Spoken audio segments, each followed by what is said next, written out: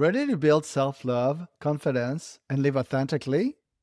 Hey, this is Steph, and welcome to the Together Moving Forward podcast. A podcast helping 2S LGBTQI plus people embrace self love and self respect so you can celebrate yourself with pride. By listening to this episode, you'll discover how embracing your identity can strengthen your self love and confidence, why authenticity and pride are essential for personal growth and resilience, how visibility and community support help you step into your true identity. Today's conversation is about discovering how embracing your pride and identity can help you build self-love, confidence, and live authentically. Hello again, I'm Steph Vachon, and I'm a human being. Welcome back to the Together Moving Forward podcast. Embrace your 2S LGBTQI plus identity with pride through self-love. No matter where you stand in the 2S LGBTQI plus spectrum, we're all connected. And if you ever struggle to fully love and respect yourself, you're not alone. And this podcast is here to help you. As someone who has navigated my own journey of self-acceptance as a queer, I know the power of hearing voices that reflect our experiences. In this podcast, you'll hear real stories and conversations that leave you with practical tools, fresh perspectives, and the confidence to embrace who you are with pride. To start, I need to say that I'm not a psychologist, a specialist, or someone with a college degree. I'm just a regular guy here to share with all of you and support each other. I will share my journey, and we will all share journeys together. We'll learn from each other how to move forward.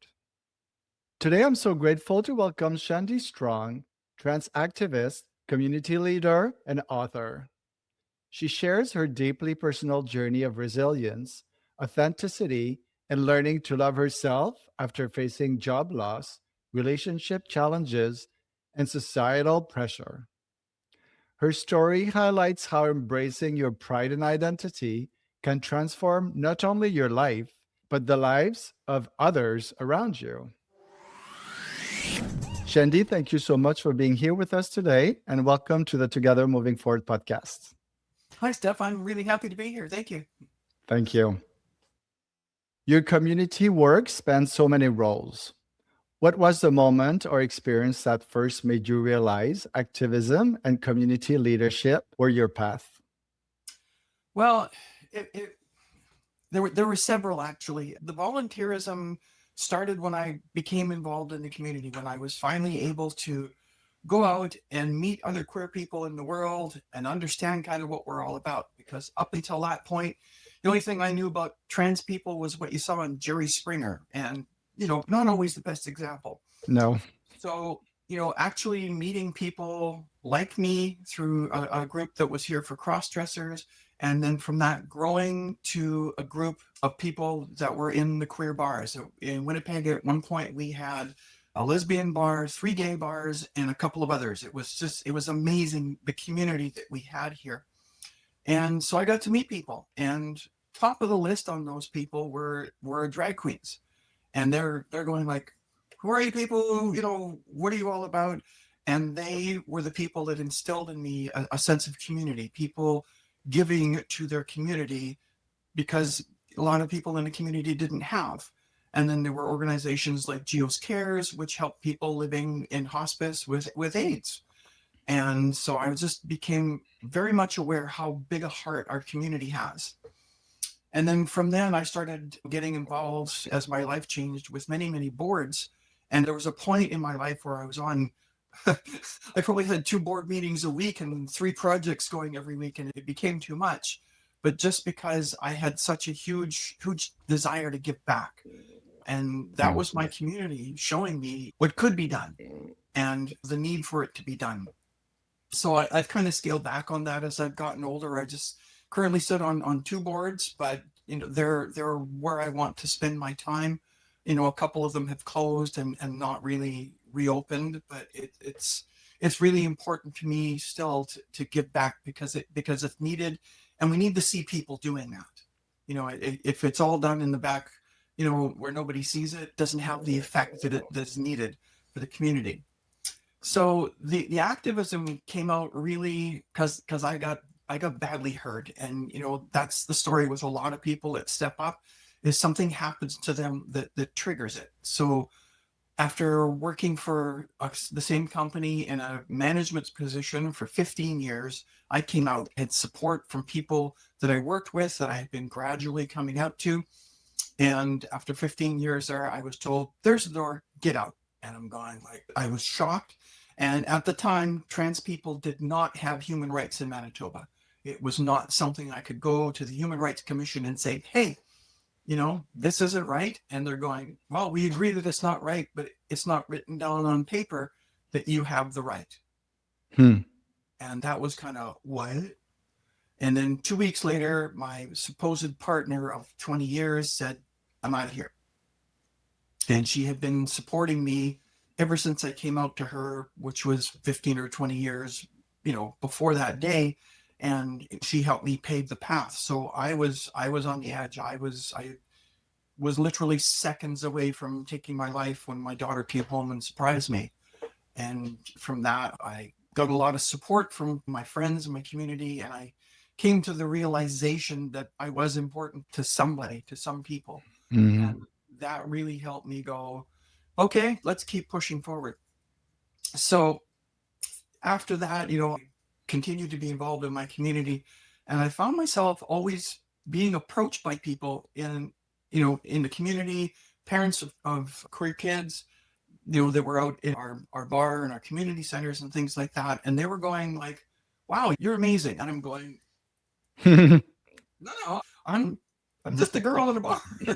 And, so they, just by being me, I'm showing people that it can be done, getting through that kind of hardship. But it really, really got started when some friends and I had our gender reassignment surgery, and we were featured in the Free Press, our local big paper. And there were about half a dozen of us that were all interviewed about the various aspects of what it took us to get to the point where we had our surgeries and we were happy and things like that. And so I came to the conclusion that I apparently gave good sound bites, because every time there was a trans issue that came up in the news or around the world, I was the one they called. And I'm going like, okay, sure, I'm happy to tell people, what it's like to live as a trans woman in today's world.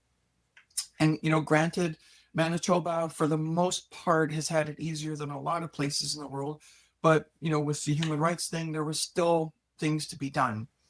And I'm happy to say a friend of mine took that to the test, and with support from a lot of people, got that changed about 10 years ago, and had, being trans is a human right in Mhm. the Manitoba Charter, and it's been done federally too. So, there are times where we feel pretty safe, but as we've seen in the States, we can't take that stuff for granted. There are always people trying to use us as a wedge issue, as political cannon fodder, and the same thing with abortion and a few other things. There are just a few people that just won't let that stuff go. So we have to keep doing that. But, so it goes right from there. And the community leadership part is always something that kind of reminds me to be humble, and it's very flattering, but I have to realize that I don't speak for everyone. You look at me at this point in my life, I'm a privileged white girl, and there are people, with different skin colors and different socioeconomical backgrounds that don't have it as lucky as me. And believe me, there were times in my life where I did not feel lucky. I was on Mhm. welfare. I survived for a year and a half on EIA and welfare after losing a really great job as myself, and through no fault of my own, the company just started closing stores. That job was at the competitor of the people that fired me when I came out. And so that was pretty amazing to have that job and reconnect with old customers and get hugs from them and going like, oh my God, we missed you and you look fabulous. Mhm. That was just so, it was amazing to have been living in fear that all that time, and to be all of a sudden accepted by the people that you were told were going to fear you. So, the leadership thing, it just kind of found me because I was willing to step up at times. We had a dyke march here, and they decided to stop doing a dyke march, and we were always welcome there.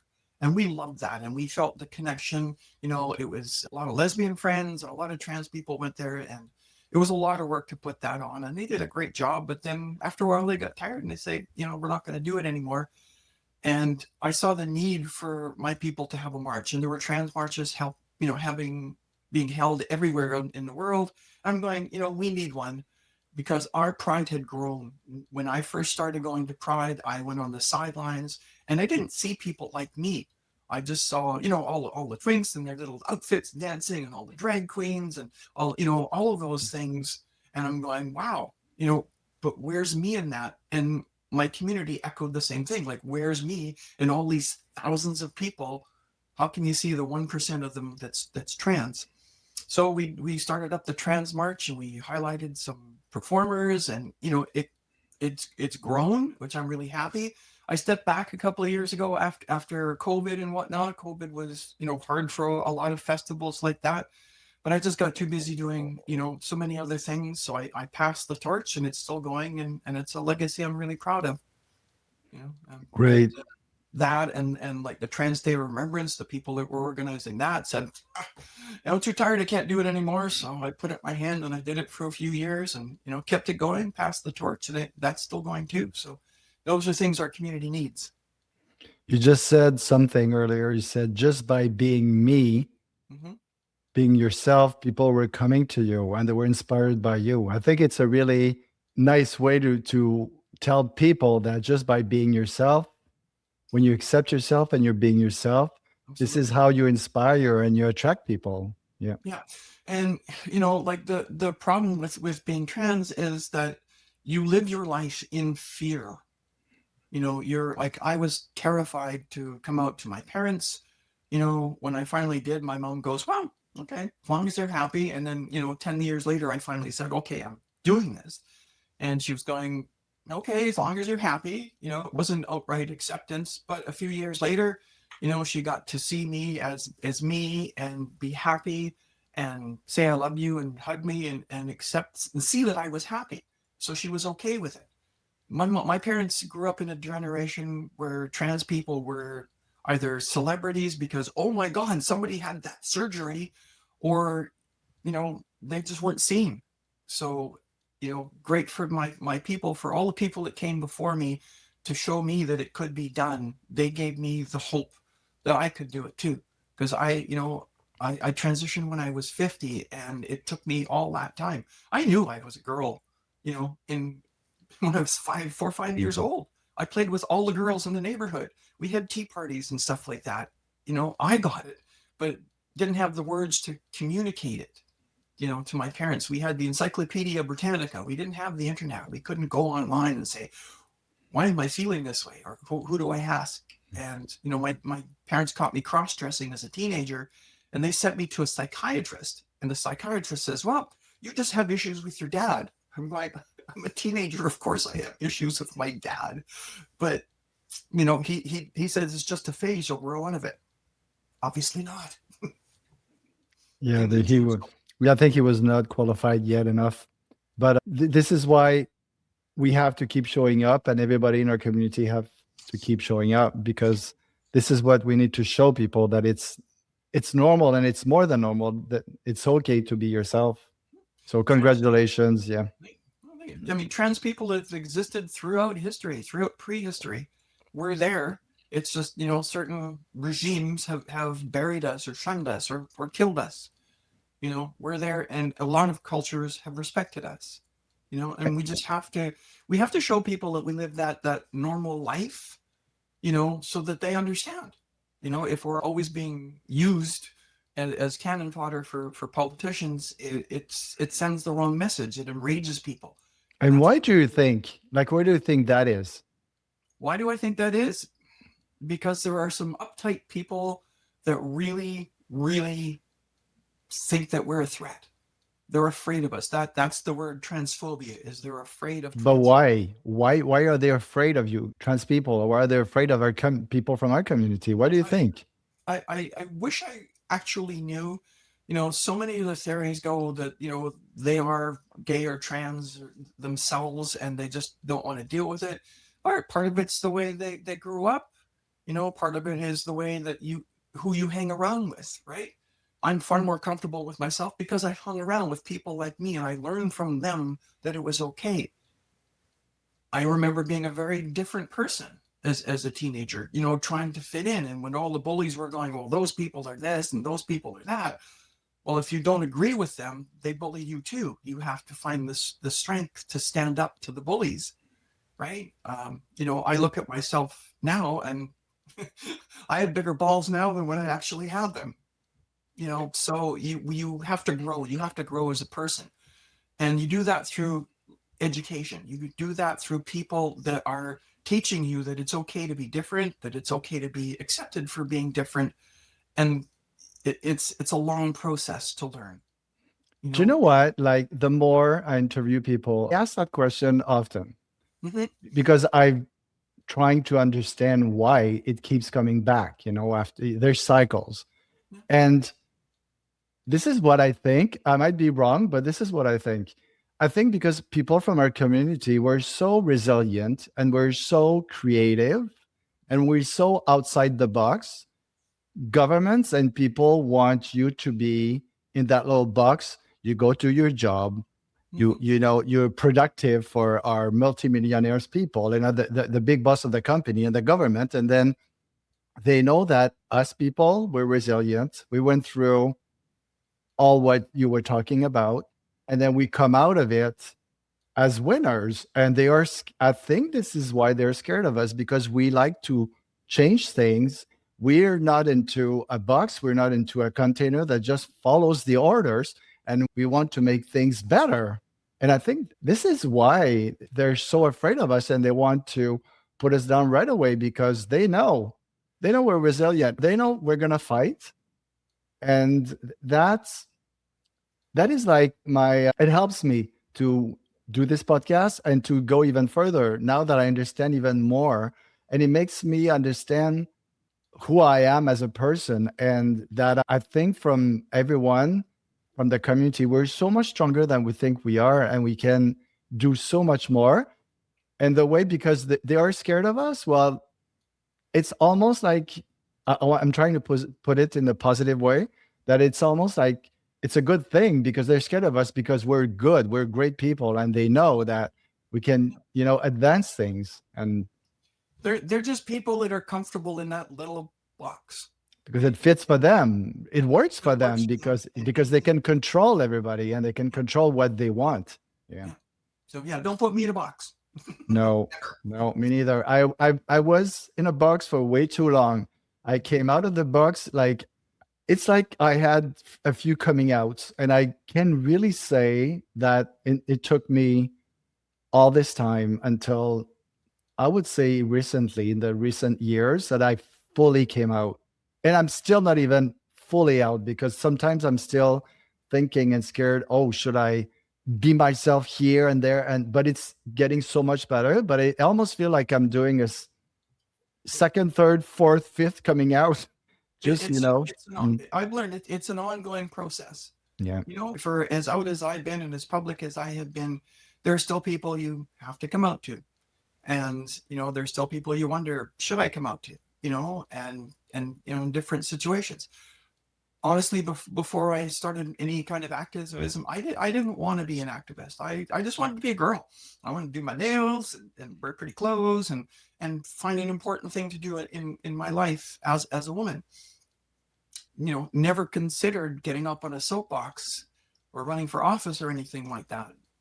That helps you grow, but you have to be aware that there are times in your life where you have to just be yourself, right? And I don't ever want to get up on a stage in front of people and always have to say, oh, by the way, I'm trans.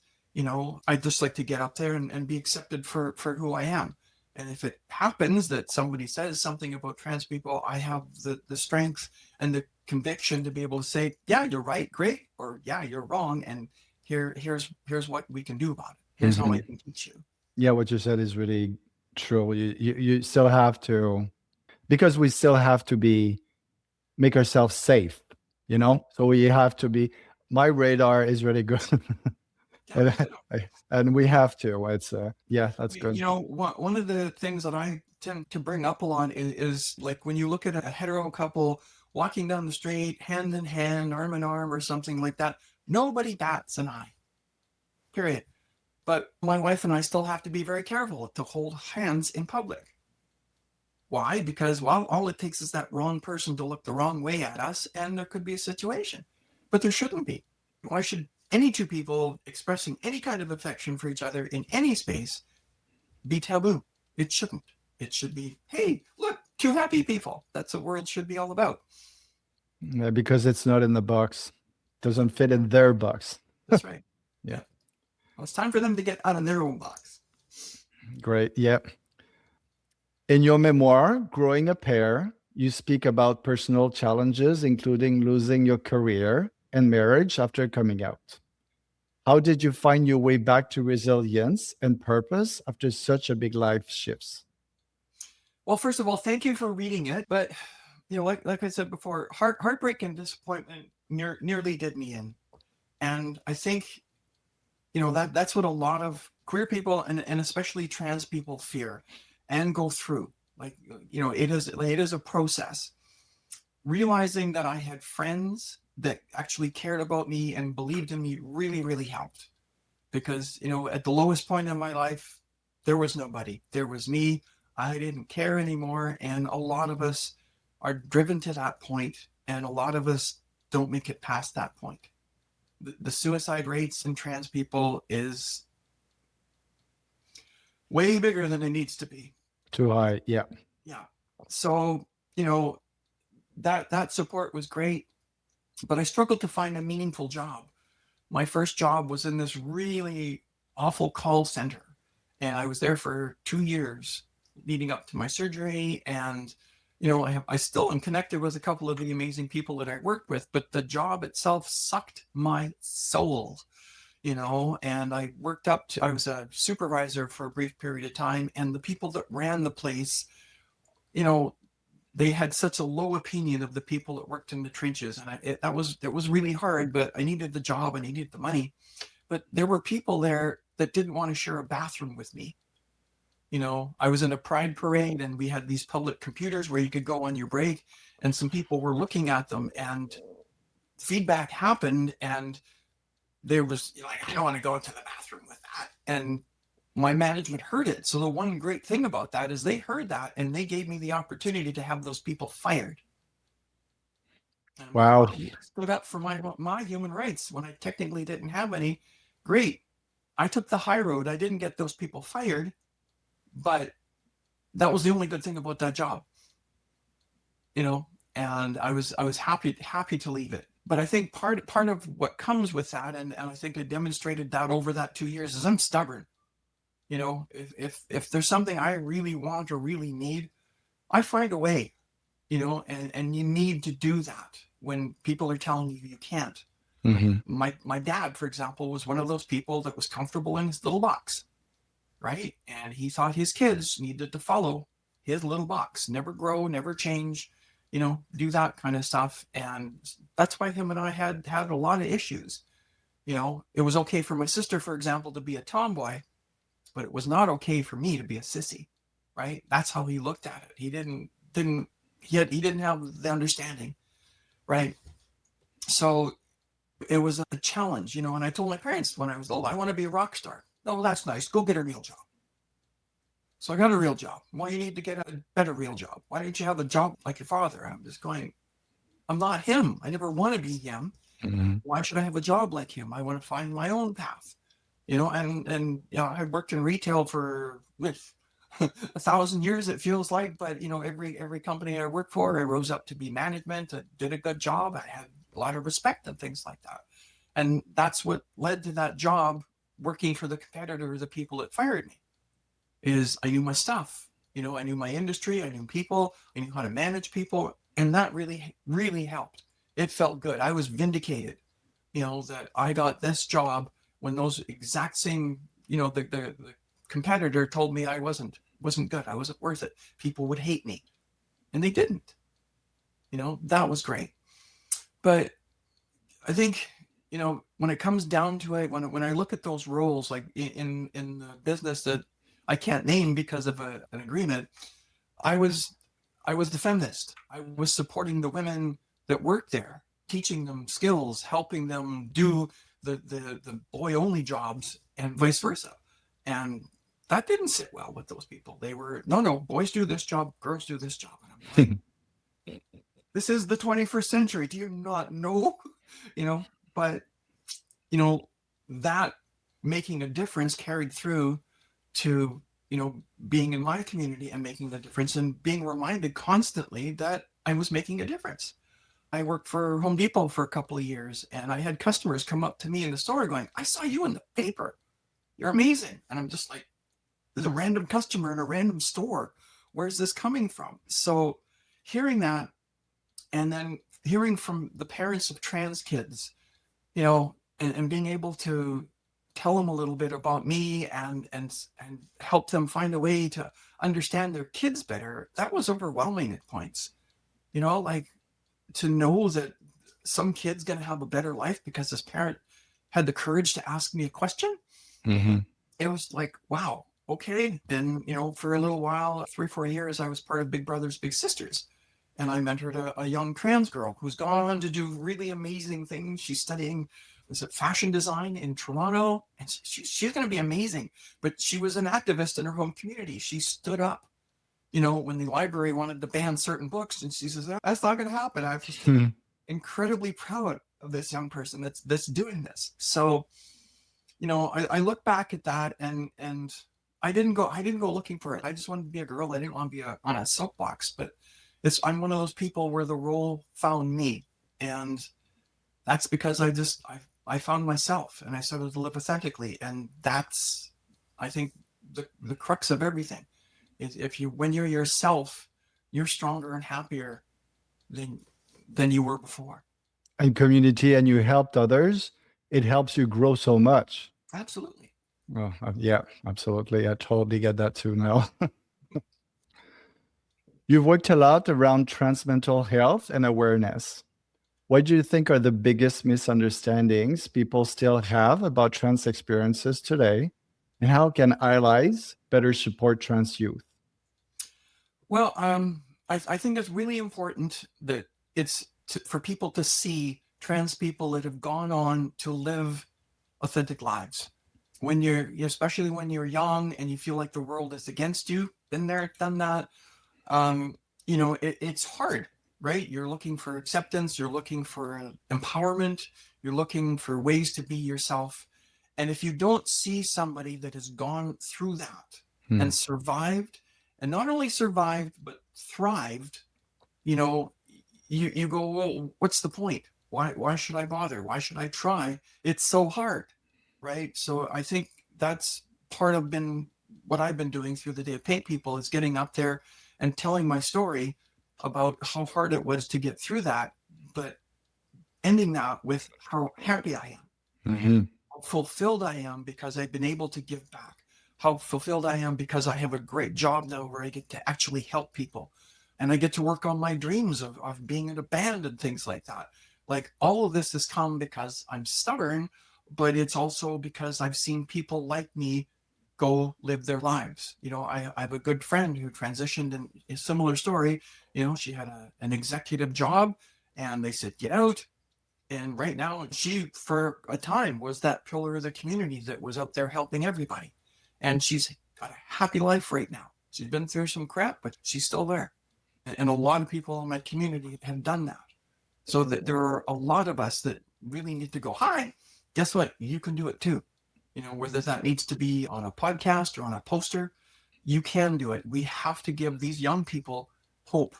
When I was in Montreal having my surgery, there were so many people my age and older going through this because they finally were at a point in their life where, okay, it's okay. I can do this.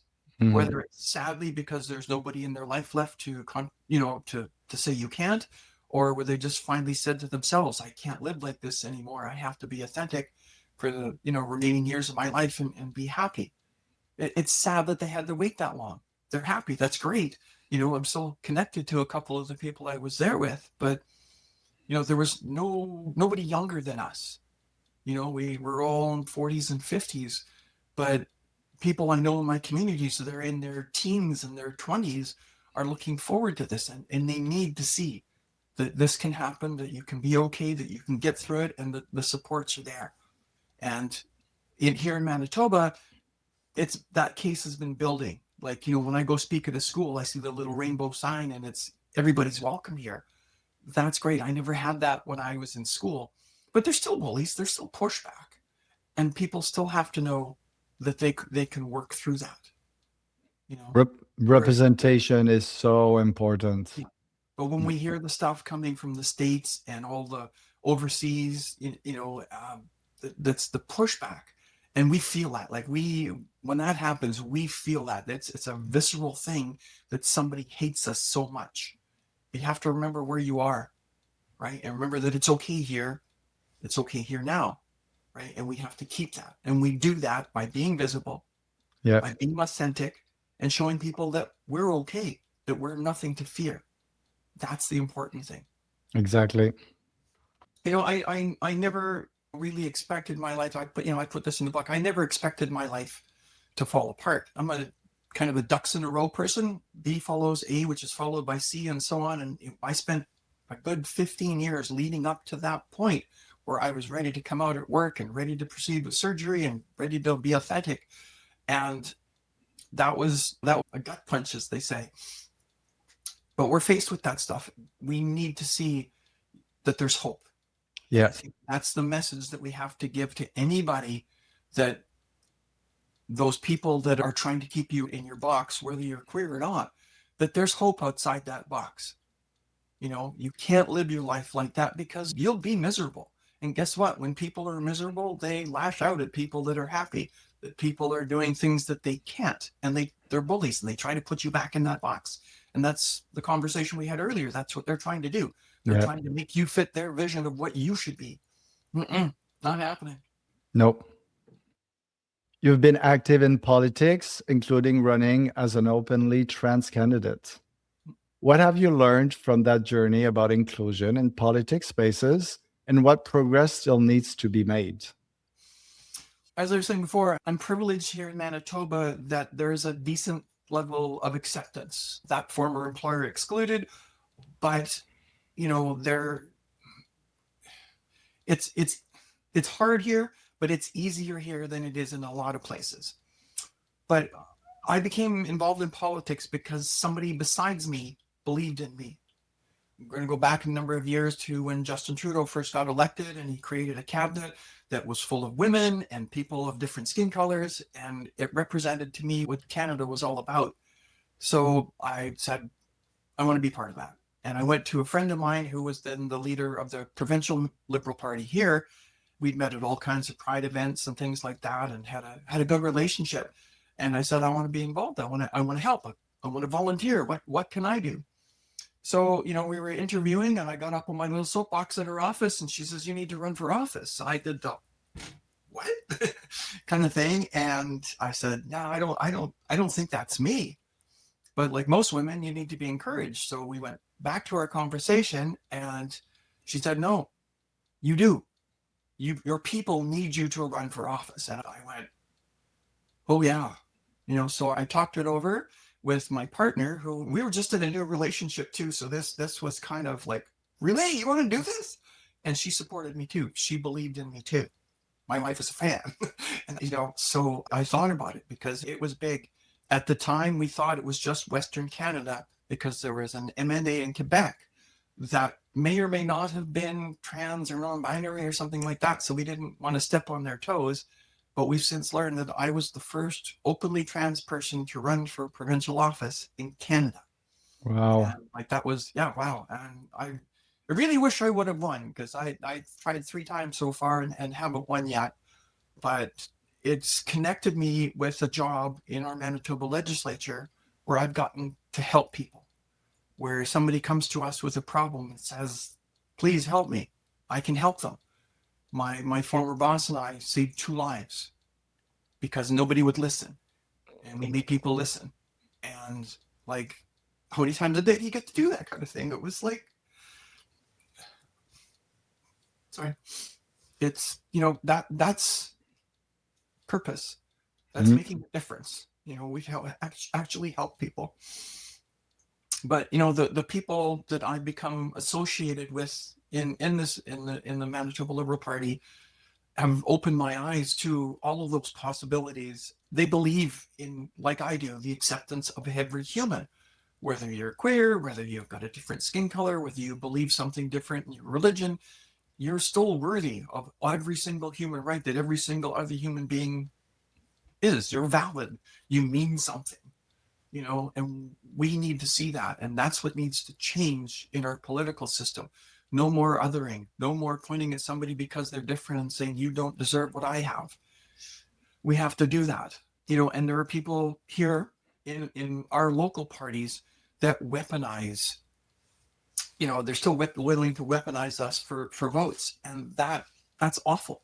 This last provincial campaign that we had here, the Conservative Party had billboards all over the place, protect parental rights, implying that the parents had no rights when it comes to their kids being trans, and that books had to be banned, and this couldn't happen. And it was awful.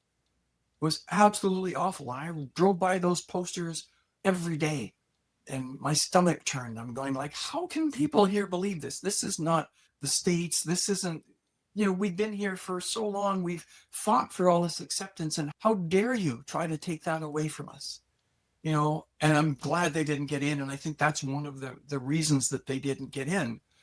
But, I know conservatives that try to say, oh, no, I'm an ally. And I'm going, well, how can you be an ally and side yourself with people that are telling you to say this, that are making that Mhm. part of your campaign vocabulary? How can you say that? You know, if this is the only issue facing our world today, well, fine, we'll talk about it. But there are far, far more important things going on in the world today No kidding. than a few people, 1% of the population, not living in a pink box or a blue box. Right? There's so much more. Here in Winnipeg, the homeless situation gets out of hand. It's sad that we're letting people live in bus shelters and in encampments and things like that. We need to look after those people. They obviously can't fend for themselves in any other way but that.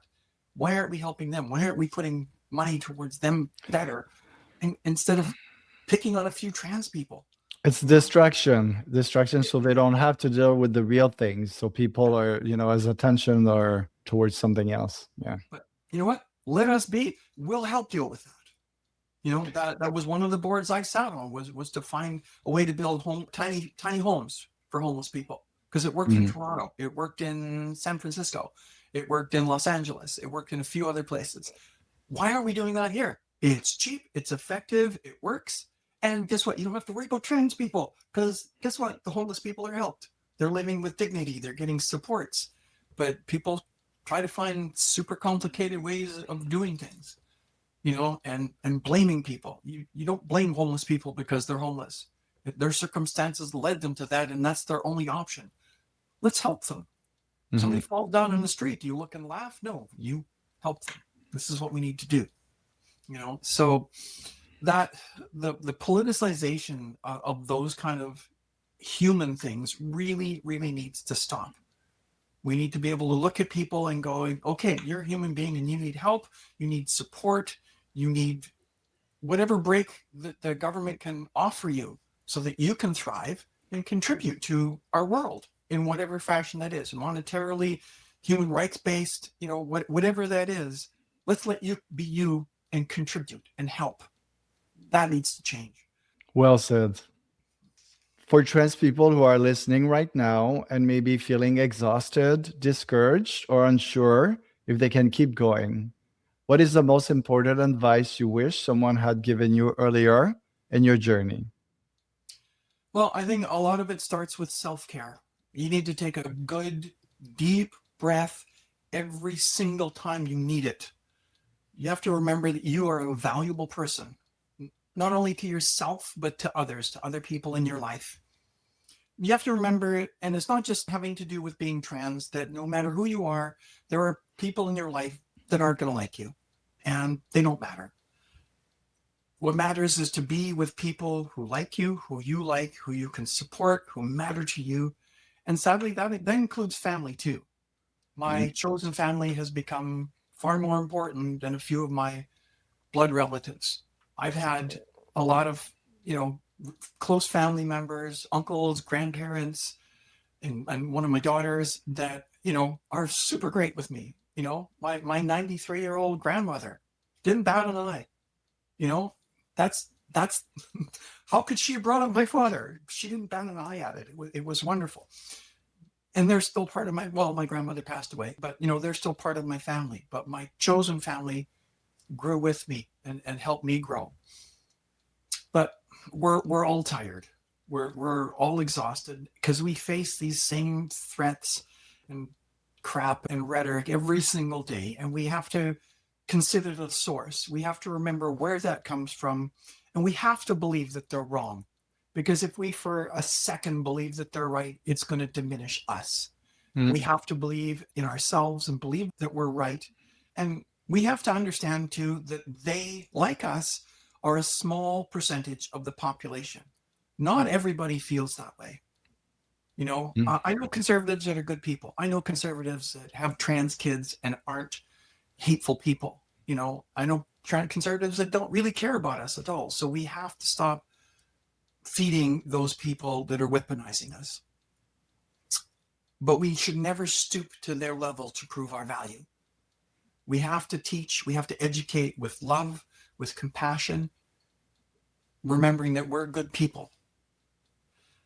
And no one ever should underestimate the strength of a small, committed group of people like us. Because look what our queer forefathers and foreparents and forefolk did. Small percent of the population, but they changed the world. Starting with a brick going through a window by a trans person of color. And it grew from there to prides around the world, to awareness being raised around the world, making a difference. Hopefully we don't have to throw in more bricks, but we need to continue making that difference. Because when you're happy and fulfilled and you're strong and believe in yourselves, you can actually do anything. And those hateful people that are against us cannot take that away from you. Wow. That really touched me, what you just said. It's great. Thank you so much. You're welcome. Oof. Okay, I have to take a deep breath. That was so nice. That was so incredible what you just said. Learning to believe in myself and accept myself was the biggest step forward that I ever took. And, there are days that I have to remind myself that I believe in myself. Of course.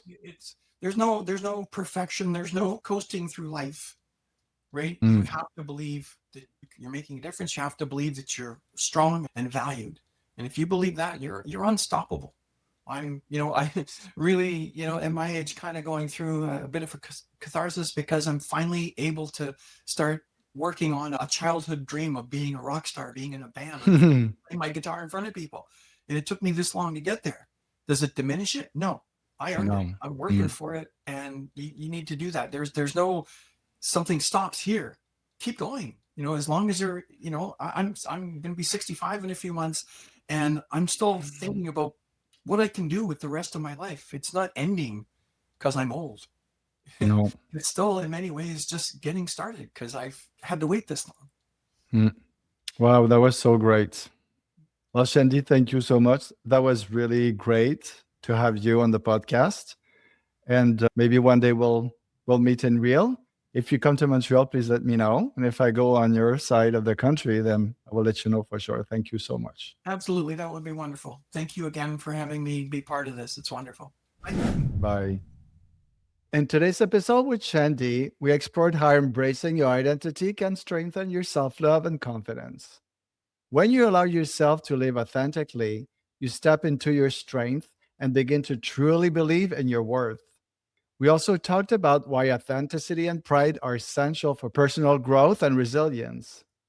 Shandi's journey reminds us that even through challenges, choosing to be yourself creates purpose, courage, and lasting fulfillment. And finally, we highlighted how visibility and community support help you step into your true identity. Seeing others live openly and supporting one another creates hope, empowerment, and meaningful change. Remember that embracing your identity, living with pride, and leaning in community can help you move forward with confidence and authenticity. I'm always looking for inspiring guests for the podcast, and I'd love to have you or someone you know share your journey with pride. The world needs your story. It has the power to change lives, and your voice matters. Please reach out and send me an email today. Also, I'm now booking keynote speaking engagements. My talk is From Survival to Self Love: How I Finally Learned to Embrace My LGBTQ Identity with Pride, and how you can too. Details at togethermovingforwardpodcast.com under speaking. It is already time to say au revoir just for now. Join me every Monday and Thursday for brand new episodes of the Together Moving Forward podcast and learn how to embrace your 2S LGBTQIA plus identity with pride through self love. Wherever you're from in the world, we are all connected.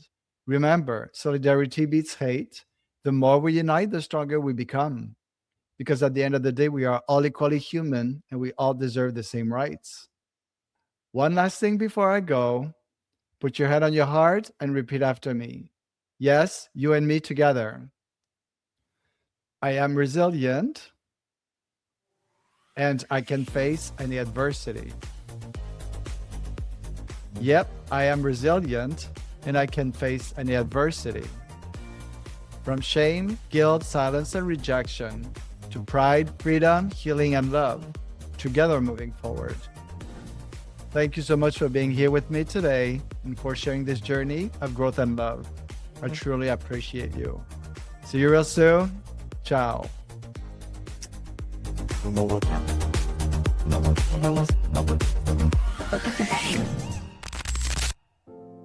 Do you know anyone in the LGBTQ plus community who feels disconnected from their true self, wishing they could embrace their identity with confidence and pride? Share this episode now and help them step into self-love and self-respect so they can truly celebrate who they are with pride, feel empowered, and make a real difference in our community.